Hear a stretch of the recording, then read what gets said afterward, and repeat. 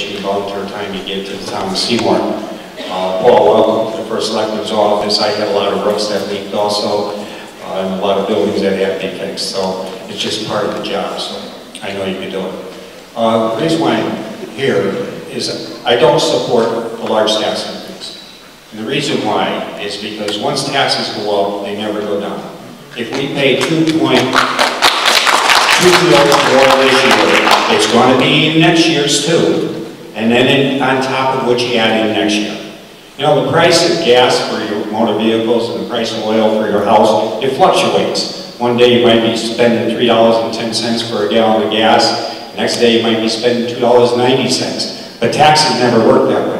Once taxes go up, they stay up.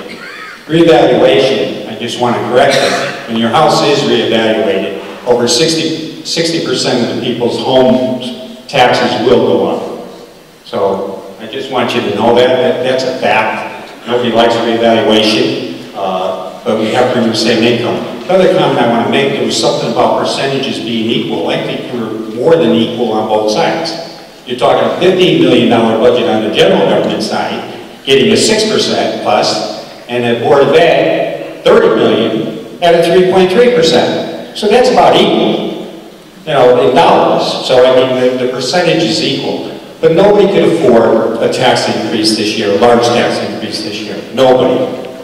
My fear is if people go out and vote no on this budget because of the large tax increase, they're going to continually voting no on this budget. And we'll end up having a budget going in by default on June 15th.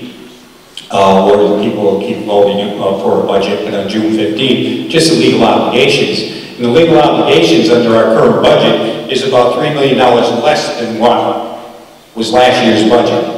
So we would have a tax reduction. So legal obligations are everything. We have different negotiations going on right now in the town. We have 3 contracts coming up, and hopefully we don't have to go to arbitration. Hopefully there'll be no raises. All I can say is that if the people in Seymour, I read a very interesting email recently where they say 90% of the people in Seymour are working so they can afford taxes, but they didn't say what they make. They didn't say they work at McDonald's, or they work at Dunkin' Donuts, or they work in a factory, and how much they make. But you know, 47% of the people only pay income tax. So that means 53% of the people don't make enough money to pay income tax. And a lot of them here live here in Seymour. We have a lot on fixed income. I'm going to be very quick. We have a lot on fixed income. The people on Social Security did not get a raise this year in January. So they have to find money somewhere else in their budget because they had no additional income to pay the tax increase. You cannot have a tax increase of this size this year.